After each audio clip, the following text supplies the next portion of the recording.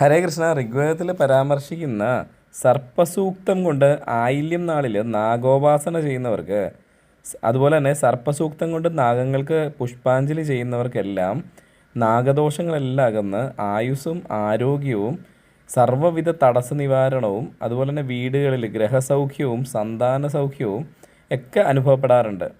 അതുപോലെ തന്നെ നാഗരാജാവായ ആദിശേഷൻ അനന്തൻ്റെ ജന്മനാളിൽ ആയില്യം പൂജ ചെയ്യുന്നവർക്ക് ആ വർഷം മുഴുവൻ ആയില്യം വ്രതം നോറ്റ പുണ്യം ലഭിക്കുമെന്നാണ് പറയപ്പെടുക. ഇത് ഭവിഷ്യപുരാണത്തിൽ പരാമർശിക്കുന്നുണ്ട്.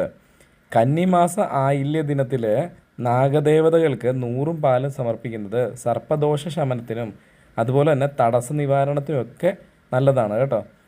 അതോടൊപ്പം തന്നെ സർപ്പസൂക്ത പുഷ്പാഞ്ജലി, അതുപോലെ തന്നെ വിശേഷാൽ ആയില്യം പൂജ, പാലഭിഷേകം, ഇളനീർ അഭിഷേകം എല്ലാം നടത്താറുണ്ട്. ഇത് നടത്തുന്നത് വളരെ അനുയോജ്യമാണ് കേട്ടോ.